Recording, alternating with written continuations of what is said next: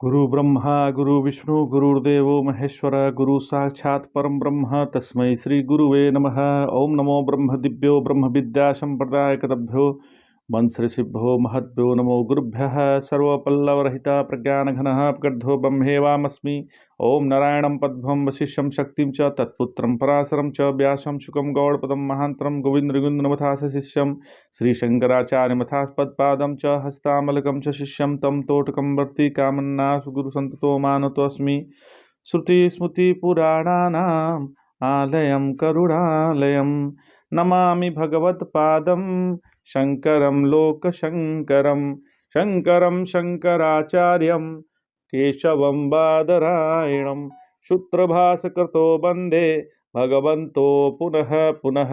ईश्वरो गुरुरात्मेति मूर्तिभेदविभागिने व्योमवप्ताय देहाय दक्षिणामूर्तये नमः। ओम श्री परमात्मने नमः। ओम श्री गुरुभ्यो नमः। हम लोग गीता के 8वें अध्याय का अध्ययन कर रहे हैं। ये अंतिम 8वें अध्याय का अंतिम एपिसोड है। देखिए, भगवान ने कहा नैते सुति पार्थ जानन योगी मुहति कश्चन। इस रास्ते को सिर्फ समझ लीजिए। सुति माने मार्ग, जिस पर हम सड़कते हैं। जैसे सड़क है, लोग पूछते हैं कि यह सड़क कहाँ जाती है। बोले सड़क तो कहीं जाती नहीं, पड़ी हुई है। सड़क जाती कहाँ है? माने क्या?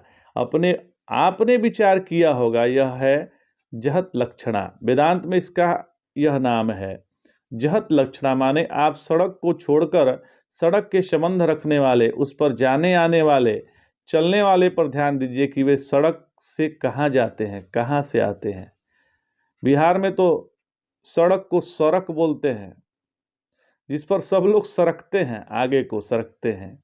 संस्कृत शब्द हो गया श्रुति शरणी शरक नैति श्रुति पार्थ।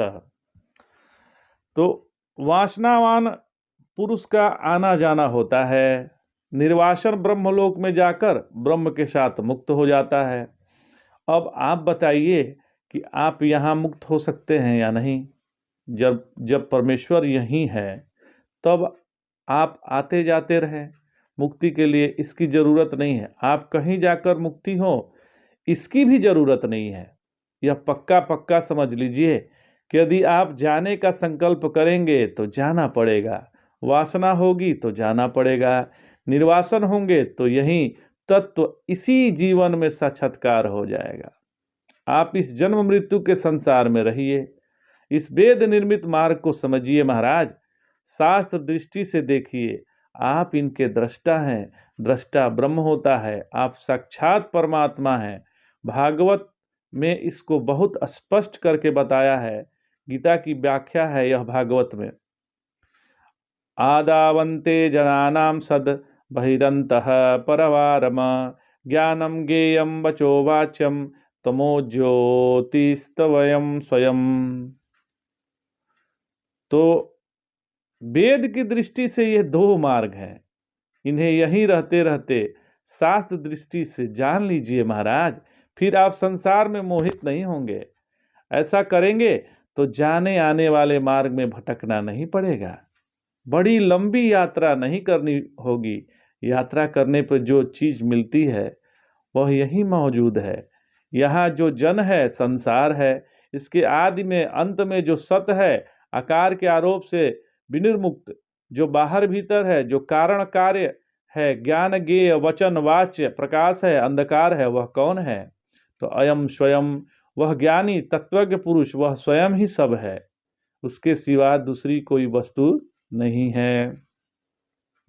श्री कृष्ण भगवान ने 8वें अध्याय का उपसंहार किया। कहते हैं कि इसका अभिप्राय परलोक में जाना आना नहीं है। परलोक में जाने आने का मार्ग बताना नहीं है। जिस कारण से जाना आना पड़ता है, उस कारण से विरक्त होकर आप इन दोनों को जानिए और अपने आप को जान लीजिए।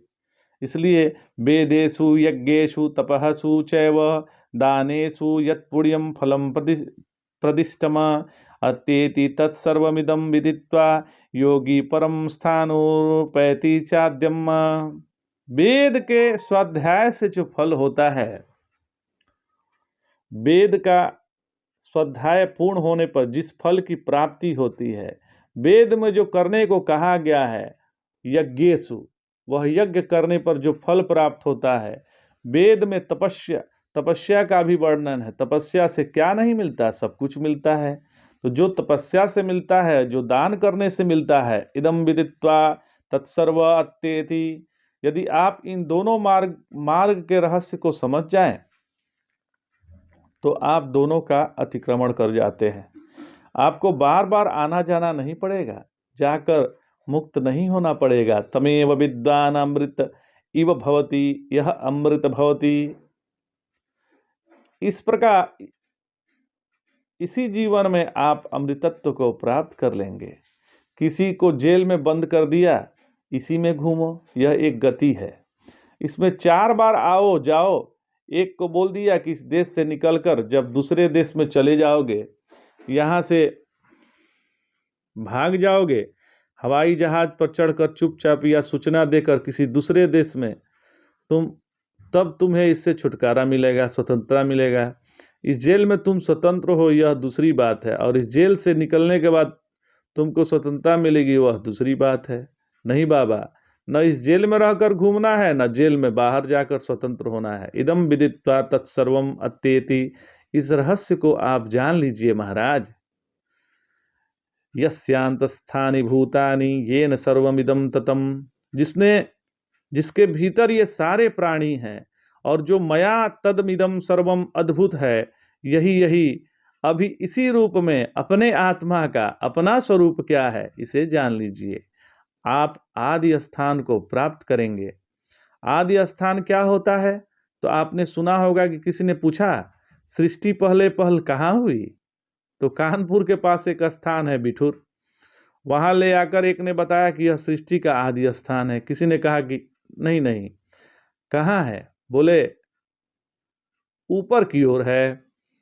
वैकुंठ से सृष्टि प्रारंभ हुई, ब्रह्मलोक से शुरू हुई, गोलोक से हुई।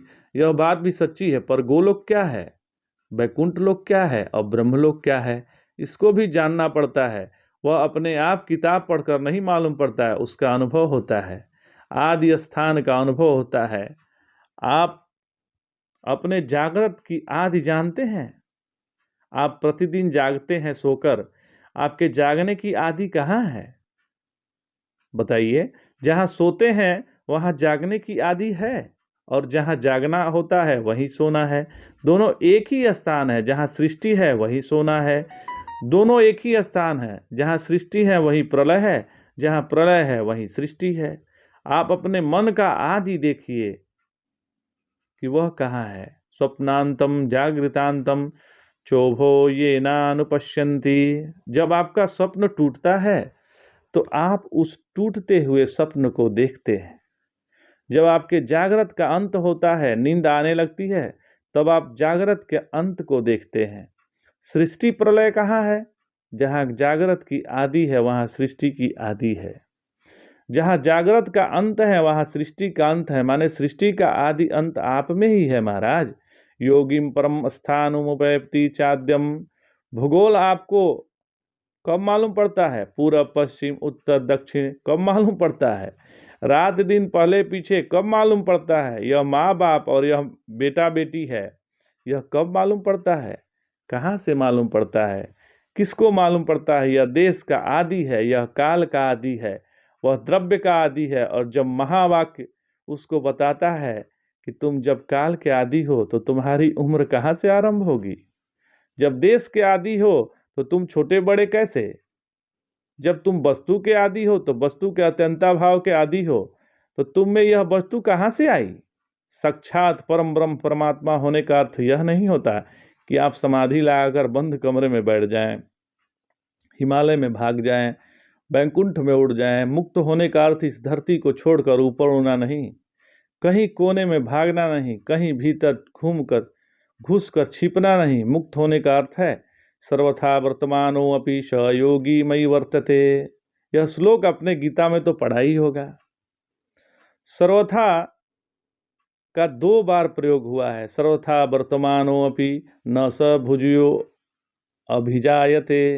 हंसते खेलते काम करते, युद्ध भूमि में तीर चलाते हुए, खेती करते हुए, व्यापार करते हुए, समाज की सेवा करते हुए, लोक कल्याण करते हुए आत्म कल्याण कीजिए महाराज। चाहे जैसे हो, गीता के वेदांत का वैलक्षण्य देखिए। वेद में यह बात बतलाई गई है। यदि आप यज्ञ याग आदि करेंगे स्वर्ग कामना से नहीं, पशु कामना से नहीं, धन कामना से नहीं, निष्काम होकर, तो आपका अंतःकरण शुद्ध होगा, परमात्मा की प्राप्ति होगी। गीता ने एक अपूर्व बात कही, केवल यज्ञ याग नहीं, आप लौकिक कर्म भी करो, परंतु लौकिक कर्म आप शुद्ध भाव से करो, शास्त्रोक्त रीत से करो। इससे आपका अंतःकरण शुद्ध होगा, तत्व ज्ञान होगा। जहाँ उपनिषदों के इस बात पर जोर दिया कि तत्व ज्ञान होने के पश्चात आपके निवृत्त परायण सन्यासी होकर रहना चाहिए, वहाँ गीता ने कहा कि तत्व ज्ञान होने के पास आप युद्ध भी कर सकते हैं। आज इतना ही। जय जय शंकर, हर हर शंकर।